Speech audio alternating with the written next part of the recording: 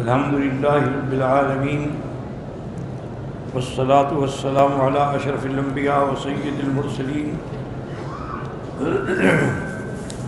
سیدنا محمد وعلی آلہ و اصحابہ اجمعین اللہم صلی علی سیدنا محمد وعلی آل سیدنا محمد كما صليت على إبراهيم وعلى آل إبراهيم في العالمين إنك حميد مجيد أعوذ بالله من الشيطان الرجيم بسم الله الرحمن الرحيم وقوله والجان خلقناه من قبل أي من قبل الإنسان جن جو ہے یہ انسان سے بھی پہلے کی مخلوق ہے. یاد رکھیں کہ اللہ نے پہلے جنات کو پیدا کیا، انہیں زمین میں آباد کیا، لیکن ان بدبختوں میں زمین میں فساد شروع کر دیا، قتل، خون ریزی، ڈاکے، زنا. تو ان کو مارنے کے لیے اللہ نے فرشتے بھیجے، انہوں نے مار مار کے ان کو زمینوں سے بھگا دیا، وہ پہاڑوں میں اور جزیروں میں چھپ گئے. اس کے بعد اللہ نے آدم کو پیدا کیا. اسی لیے جب اللہ نے فرمایا تھا نا آدم علیہ السلام کے بارے میں ملائکہ سے وَإِذْ قَالَ رَبُّكَ لِلْمَلَائِكَةِ إِنِّي جَاعِلٌ فِي الْأَرْضِ خَلِيفَةً قَالُوا أَتَجْعَلُ فِيهَا مَن يُفْسِدُ فِيهَا. پھر آپ ایک ایسی مخلوق بنا رہے ہیں جو آگے فساد کریں گے، خون بہائیں گے. يُفْسِدُ فِيهَا وہ علم غیب نہیں تھا، وہ تجربہ کر چکے تھے جنوں کا. وَيَسْفِكُ الدِّمَاءَ وَنَحْنُ نُسَبِّحُ بِحَمْدِكَ وَنُقَدِّسُ لَكَ. ہم تیری تسبیح کہنے والے، تیری تنزیہ بیان کرنے والے. اللہ نے فرمایا نہیں، میں نے نظام عالم چلانا ہے، صوفی کی ضرورت نہیں ہے. انی اعلم ما لا تعلم، میں جانتا ہوں. میں تو وہ انسان بھیجوں گا جس میں یہ ساری چیزیں ہوں گی. قوات حیوانیہ بھی ہوں گی، قوات بشریہ بھی ہوں گی، قوات ملکیہ بھی ہوں گی. اگر وہ عبادت و اطاعت کرے گا تو فرشتوں سے بڑھ جائے گا، اور اگر رضالت کرے گا تو شیطان سے بھی نیچے گر جائے گا، اسفل سافلین. تمہیں کیا پتہ ہے؟ میں جانتا ہوں کہ میں کیوں بھیج رہا ہوں. صحیح حدیث میں بھی آتا ہے کہ اللہ نے فرشتوں کو نور سے پیدا کیا اور جنوں کو اللہ نے آگ سے پیدا کیا. وَخَلِقَ آدَمَ مِمَّا وَصَفَ لَكُمْ، اور آدم علیہ السلام کو اللہ نے من صلصال من حمإ مسنون.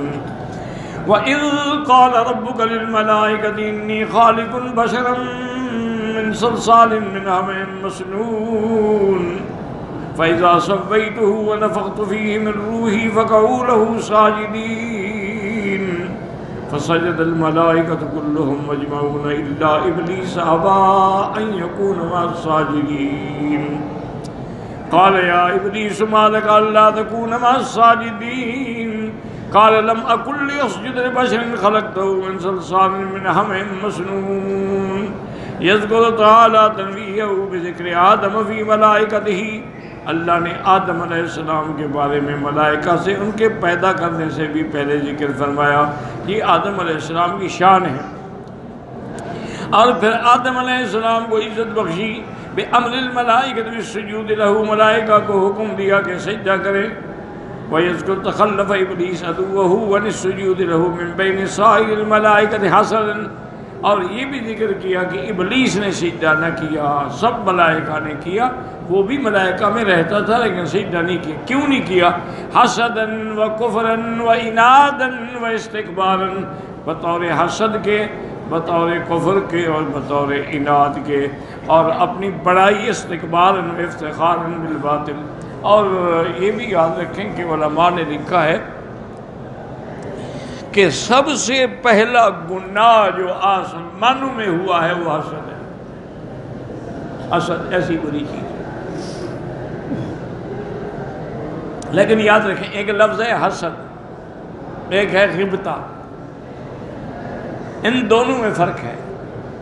حسد کا معنی یہ ہوتا ہے کہ آدمی کسی کی اچھی چیز دیکھے تو کہے کہ اس سے چھن جائے اور مجھے مل جائے. یہ حسد ہے. اور غبطہ یہ ہوتا ہے کہ یا اللہ اس کو آپ نے اتنی بڑی نعمت دی ہے مجھے بھی عطا فرما. وہ تو جائز ہے. اسی لیے ایک حدیث میں لفظ تو آیا ہے حسد کا، لیکن مراد غبطہ ہے. یاد رکھو لا حسد الا فی اثنین، حضور نے فرمایا کہ غیبت جائز نہیں مگر دو آدمیوں میں، رجل عالم علمہ اللہ علما فعلمہ، کسی کو اللہ نے علم دیا اور وہ آگے پھیلا رہا ہے، اس سے بھی یہ آدمی غیبت کرتا کہ اللہ مجھے بھی علم دیتے میں بھی پھیلاتا۔ وَرَجُلٌ آتَاهُ اللَّهُ مَالًا، اور ایک آدمی جس کو اللہ نے مال دیا، وہ رات دن خیراتیں کر رہا ہے، صدقہ کر رہا ہے، وہ کہتا ہے یا اللہ مجھے بھی آپ دیتے تو میں بھی خیرات کرتا۔ تو یہ غیبتہ ہے، لیکن لفظ حسد ہے، تو کبھی حسد بمانے غیبتہ بھی آ جاتا ہے اور غیبتہ بمانے حسد بھی آ جاتا ہے، تو ہمیشہ یاد رکھیں۔ لیکن سب سے پہلا گناہ جو آسمانوں میں ہوا وہ حسد ہے۔ ابلیس نے آدم کا شان دیکھ کے حسد کیا، اس لیے سجدہ نہیں کیا۔ اور زمین میں بھی پہلا گناہ حسد ہے کہ قابیل نے اپنے بھائی حابیل پہ حسد کیا کہ اس کی بیوی خوبصورت ہو اور میری بیوی بدصورت ہو، حسد کیا اس نے، اور اسی میں اپنے بھائی کو قتل کر ڈالا۔ تو سب سے پہلا گناہ آسمانوں میں بھی حسد ہے اور زمینوں میں بھی حسد ہے۔ اسی لیے عربوں کا ایک محاورہ ہے، حدیث نہیں ہے، محاورہ الحسود لا یسود، کہ حسد کرنے والا کبھی کامیاب نہیں ہوتا، وہ ہمیشہ برباد رہتا ہے اور اپنے آپ کو جلاتا رہتا ہے، خود جل رہا ہے، اس کے ہاتھ میں تو ہے کچھ نہیں کہ کسی سے کوئی چھین لے۔ ایک یہ بھی قصہ نقل کیا گیا، یہ حقیقت نہیں ہے، ایسے عجیب ضعیف روایت ہے کہ جس کا اصل ہی کوئی نہیں، لیکن علماء لکھتے کیوں ہیں؟ تاکہ آدمی ہوشیار ہو جائے کہ ایسی باتیں بھی نقل ہوتی ہیں۔ کہ جب اللہ نے فرشتوں کو پیدا کیا تو فرمایا کہ میں ایک انسان مٹی سے پیدا کروں گا، جب اس کو بنا لوں اس کے اندر روح پھونک دوں تو آپ سجدہ کریں۔ نے کہا لا نفعل، ہم تو سجدہ نہیں کریں گے۔ فارسل علیہم نارا فاحرقتہم، اللہ نے ایک آگ بھیجی، اس نے ان ملائکہ کو جلا ڈالا۔ ثم خلق ملائکۃ اخری وقال لهم مثل ذلك، پھر اللہ نے ایک اور ملائکہ کی مخلوق پیدا کی، ان نے بھی کہا کہ لا نفعل، ہم سجدہ نہیں کرتے۔ فارسل علیہم نارا فاحرقتہم ثم قال خلق ملائکۃ اخری وقال انی خالق بشرا من طین فاذا انا خلقته فاسجدوا له فابوا فارسل علیہم نارا فاحرقتہم ثم خلق ملائکۃ وقال انی خالق بشرا من طین فاذا انا خلقته فاسجدوا له قالوا سمعنا واطعنا، پھر یہ آخری دفعہ فرشتوں کو پیدا کیا تو نے کہا ہاں ہم اطاعت کریں گے۔ الا ابلیس کان من الکافرین الاولین وفی ثبوت ھذا انہ بعد، ابو فضل فرمایا اس روایت کے ثابت ہونے کا بھی کوئی اصل نہیں ہے، اسرائیلی روایات یاد رکھیں۔ یہ اسرائیلی روایات جو ہے نا، ان کے بارے میں علماء کا ایک قاعدہ کلیہ یاد رکھ لیں طالب علم کہ لا نصدق ولا نکذب، نہ ہم ان کی تصدیق کریں گے نہ ہم ان کی تکذیب کریں گے۔ فَإِنْ وَافَقَ كِتَابَ اللَّهِ وَقَوْلَ نَبِيِّهِ أَخَذْنَاهُ، اگر وہ روایت قرآن اور حدیث کے مطابق ہے ہم لے لیں گے، اگر قرآن و حدیث کے مخالف ہے ہم چھوڑ دیں گے، اگر قرآن و حدیث کے نہ موافق ہے نہ مخالف ہے، مجرد معلومات ہیں تو بطور معلومات نقل کر لیں گے لیکن اس پہ عمل نہیں کریں گے۔ لیکن اب ملائکہ تو ہوتے ہی معصوم ہیں۔ ایک بات لوگ پتہ نہیں گھڑتے کیسے، بھی ملائکہ تو معصوم ہیں، لا یعصون اللہ ما امرہم، ان کی تو صفت یہ ہے کہ جو اللہ حکم کرے انکار نہیں کرتے، تو کیسے انہوں نے انکار کر دیا اور اللہ نے آگ بھیج کر ان کو جلا دیا؟ پھر وہ ملائکہ تو نہ ہوئے، وہ تو کوئی اور مخلوق ہوئی۔ پھر ملائکہ پیدا، ان نے بھی انکار کر دیا۔ یہ سب جھوٹ ہے اسرائیلی روایات کا، جس کا کوئی ثبوت نہیں ہے۔ ان بدبختوں کو یہ عادت تھی تحریف کی، تغییر کی، تبدیل کی اور جھوٹی روایات گھڑنے کی۔ عبداللہ ابن سبا جو ہے وہ یہودیوں کا سرغنہ تھا، اس نے یہ پارٹی بنائی تھی کہ اسلام کو نقصان دو، مسلمان بن کر اور حب اہل بیت کا دعویٰ کرو اور بغض صحابہ کا اظہار کرو۔ ایک انگریز نے کتاب لکھی ہے، بڑی کمال کی کتاب ہے۔ اصل مشکل یہ ہے کہ آج کل میرے اپنی برادری جو ہے نا، مولوی تو میری برادری ہے نا بھائی، ان کو ایک بیماری ہے، محنت نہیں کرتے۔ کوئی کتاب لکھنی ہو نا، مثلا حج کے مسئلے لکھنے، 4 حج کی کتابیں لے لیں گے، ان سے دیکھ کے لکھ لیں گے، عبادت بدل دیں گے۔ اوپر لکھا جائے گا ماشاءاللہ مؤلفہ حضرت مولانا مکی صاحب۔ وہ اللہ کے بندے، اس میں تو سارا کچھ وہی ہے جو پہلی کتابوں میں ہے، تم نے کیا تالیف کی ہے؟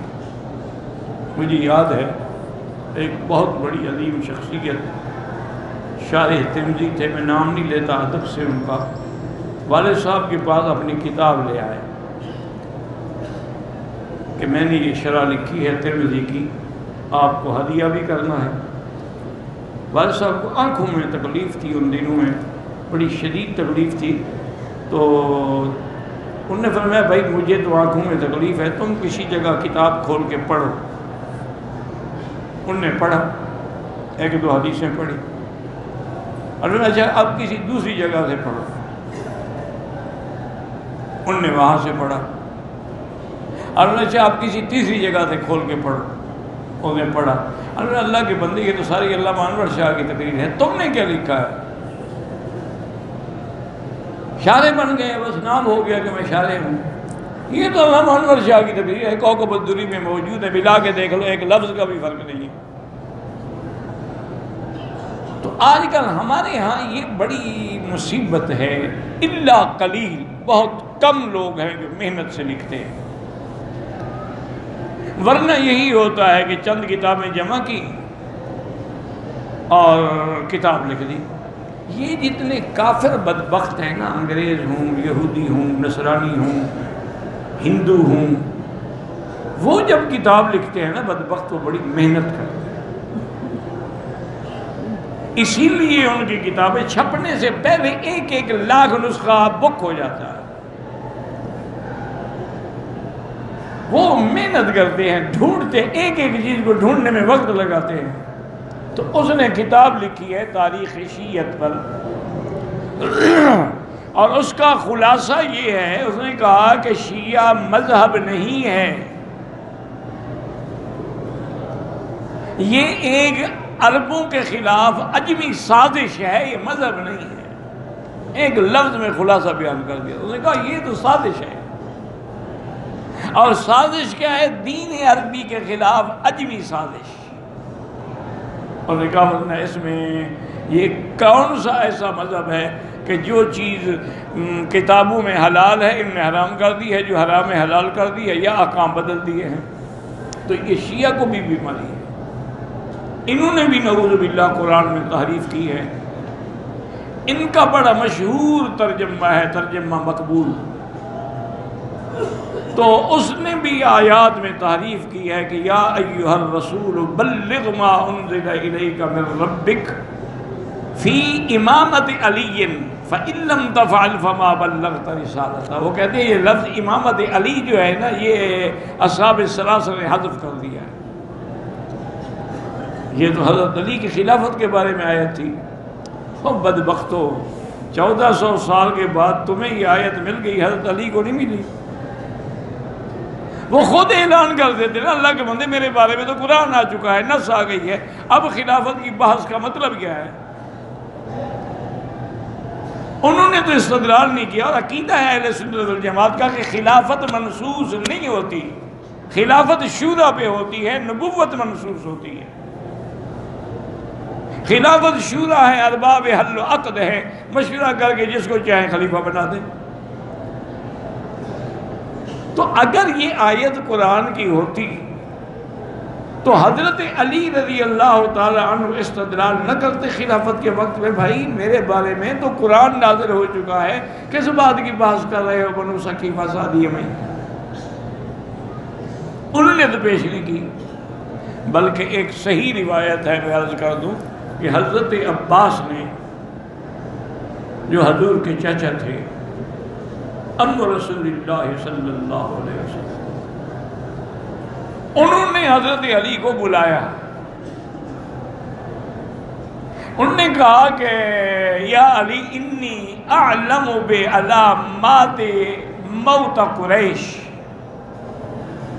قریش کے لوگوں کی جو موت کی نشانیاں ہیں نا، میں ان کو جانتا ہوں کہ جب ان پہ موت آتی ہے نا، یہ علامت ہوتی ہے۔ یہ ہوتی ہے، ہر قبیلے میں ہوتی ہے،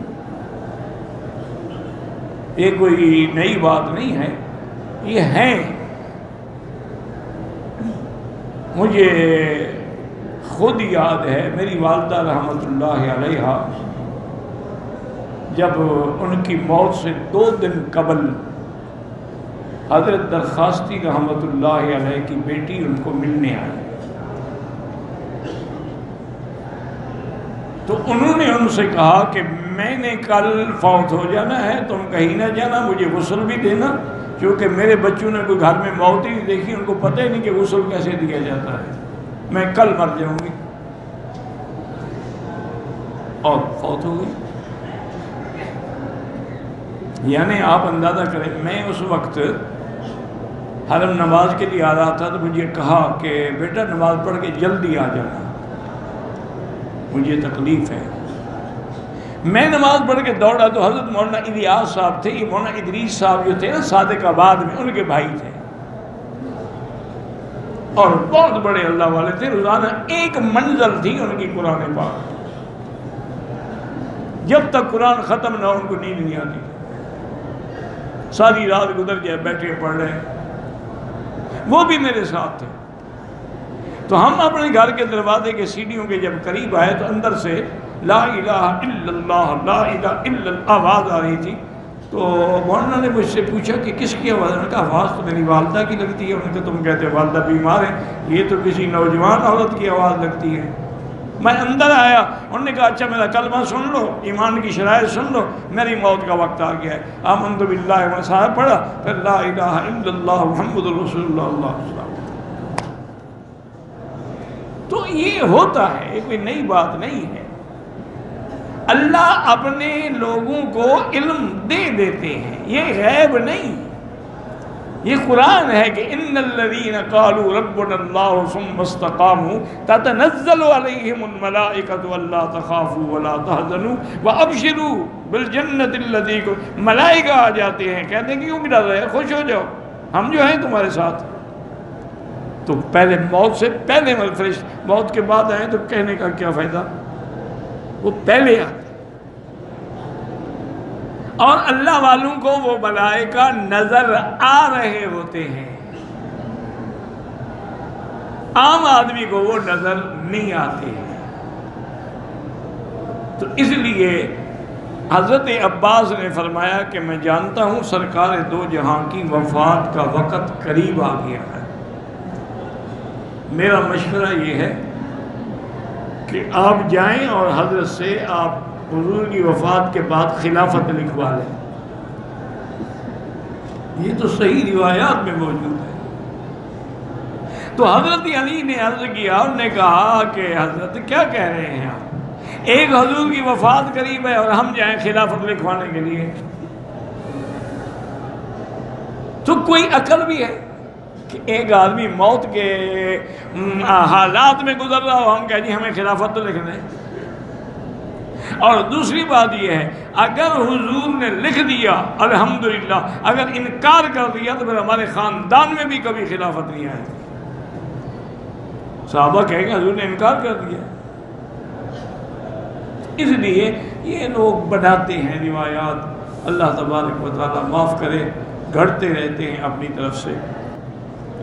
وَأَنَّهُ لَمَّا تَحَقَّقَ الْغَضَبُ الَّذِي لَا مَرَدَّ لَهُ، جب اللہ کا غضب ثابت ہو گیا جس کو کوئی ٹال نہیں سکتا، سَأَلَ مِن تَمَامِ حَسَدِهِ لِآدَمَ وَذُرِّيَّتِهِ النَّظَرَةَ إِلَىٰ يَوْمِ الْقِيَامَةِ، اپنے حسد کی بنا پہ اس نے اللہ سے سوال کیا کہ یا اللہ مجھے مہلت دے دیں اس وقت تک جس دن لوگ قبروں سے کھڑے ہوں گے۔ اب سمجھو کہ اتنا ذہین تھا بدبخت، کیا دعا انذرنی الی یوم یبعثون، اس دن جس دن لوگ مردے کھڑے ہوں، جب مردے کھڑے ہو جائیں گے پھر تو کوئی مرے گا ہی نہیں نا، مانا ہے کہ میری حیات دائمی ہو، مجھے موت ہی نہ آئے، کیونکہ اللہ جو حی القیوم ہے تو یہ بھی تو اپوزیشن لیڈر ہے نا، اس لیے وہ کہتا ہے کہ میں بھی ہمیشہ زندہ رہوں۔ تو ایک بات یاد رکھیں کہ اس حالت میں شیطان کا دعا مانگنا، اس لیے بڑے بڑے علماء نے اور ایک اللہ کے ولی نے بڑی عجیب بات لکھی، شاید حضرت پھول پوری رحمۃ اللہ نے لکھی ہے یا حضرت تھانوی نے، اللہ عالم، ان نے لکھا ہے کہ ابلیس جو ہے اس میں 3 عین تو تھی لیکن چوتھی عین نہیں تھی۔ کیا مانا؟ انہوں نے کہا ایک عین ہے نا علم کی، وہ بھی تھی، بدبخت عالم تو تھا، اور اسی طرح اس کی دوسری عین جو ہے علم کی تھی اور عارف ہونے کی تھی، عارف بھی تھا کہ وہ جانتا تھا کہ اللہ کی ذات ایسی نہیں ہے کہ غضب کے وقت میں اس میں کوئی حیات تغیر آ جائے، ورنہ ناراضگی کے وقت تو آدمی باپ سے بھی پیسے نہیں مانگتا، وہ یار ابا ناراض ہے، ابھی چھوڑو، ابھی بات نہ کرو، اور وہ اللہ کے غضب کے وقت دعا مانگا، اس کو پتا ہے کہ اللہ پہ غضب مسلط نہیں ہو سکتا، اللہ تو اللہ ہے، وہ جیسے چاہے کر دے۔ انہوں نے کہا جو عین اس بدبخت میں نہیں تھی نا، وہ عشق والی عین نہیں تھی، اگر عاشق ہوتا تو کبھی گستاخی نہ کرتا۔ اسی لیے ہمیں حکم ہے نا کہ مومن کی صفت کے اشد حبا للہ، اللہ اس کے لیے سب سے زیادہ محبوب ہو، جب محبوب ہو تو محبوب کی گستاخی کون کرتا ہے؟ تم نے اللہ کو محبوب بنایا ہی نہیں، حالانکہ اللہ کی ذات کے بعد پھر حضور کی ذات محبوب ہے کہ لا یؤمن احدکم حتی اکون احب الیہ من ولدہ ووالدہ والناس اجمعین، جب تک میں ساری دنیا سے زیادہ پیارا نہ ہوں تو مومن کامل بن ہی نہیں سکتے۔ ایک آدمی آیا، صحابی کہتے ہیں، وہ آ کے حضور کے سامنے رونے لگ گیا۔ حضور نے پوچھا بھی کیا بات ہے؟ اس نے کہا یا رسول اللہ، میں آپ سے اتنی محبت کرتا ہوں کہ میں آپ کو چھوڑ کے جب گھر جاتا ہوں مجھے چین نہیں آتا، میں پھر دوڑتا ہوں، پھر آپ کی زیارت کرتا ہوں، پھر کام پہ جاتا ہوں، پھر کام میں دل نہیں لگتا، پھر دوڑ آتا ہوں، میرا تو اب یہ حال ہے کہ آپ کے بغیر میرا نہ دن گزرتا ہے نہ رات، تو جنت میں کیا ہوگا؟ آپ تو ہوں گے مقام وسیلہ میں اور ہم ہوں گے نیچے، تو میں آپ کو نہیں دیکھ پاؤں گا، تو میرے لیے تو جنت نہ رہے گی۔ تو صحابہ کہتے ہیں اس دن جو حضور نے فرمایا نا، ہمیں اتنی خوشی ہوئی کہ ایسے معلوم ہوا تھا کہ جیسے آج ہم اسلام لائے ہیں۔ آپ نے فرمایا مطمئن ہو جاؤ، المرء مع من احب، آدمی قیامت میں بھی اسی کے ساتھ ہوگا جس کے ساتھ محبت ہوگی۔ تم مجھ سے محبت کرتے ہو تو انشاءاللہ قیامت میں بھی میرے ساتھ ہوگے۔ من یطع اللہ، وہ ہے نا اولئک مع الذین انعم اللہ علیہم من النبیین والصدیقین والشہداء والصالحین۔ اچھا، میت کا معنی یہ نہیں ہوتا کہ نعوذ باللہ ہم حضور کے درجے نہیں، حضور ملاقات کا ٹائم دیں گے، وہاں بھی ملاقات ہوگی، زیارت ہوگی۔ فلما تحقق النظرۃ قبضہ اللہ، جب یقین ہو گیا کہ مہلت مل گئی ہے تو اس کا صلہ کیا دیا؟ کہتے ہیں اچھا اللہ میاں، میں بھی تیرے بندوں کو نہیں چھوڑوں گا، انسان کی وجہ سے تو نے مجھے مرجوم کیا، مردود کیا، ملعون کیا، میں بھی آدم کی اولاد کو نہیں چھوڑوں گا، سب کو گمراہ کر دوں، مگر تیرے خاص بندے جو ہیں وہ گمراہ نہیں ہوں گے۔ اللہ نے بھی فرمایا فَبِعِزَّتِي وَجَلَالِي، مجھے اپنی عزت و جلال کی قسم ہے، بدبخت جب تک میرے بندے توبہ کرتے رہیں گے میں بھی معاف کرتا ہوں۔ 70 سال گناہ کرے، ایک دفعہ توبہ کر لے، سارے گناہ دھل جاتے ہیں۔ بس تو توبہ کرنے والا تو بننا، اللہ کے دروازے پر تو آنا۔ واللہ اعلم۔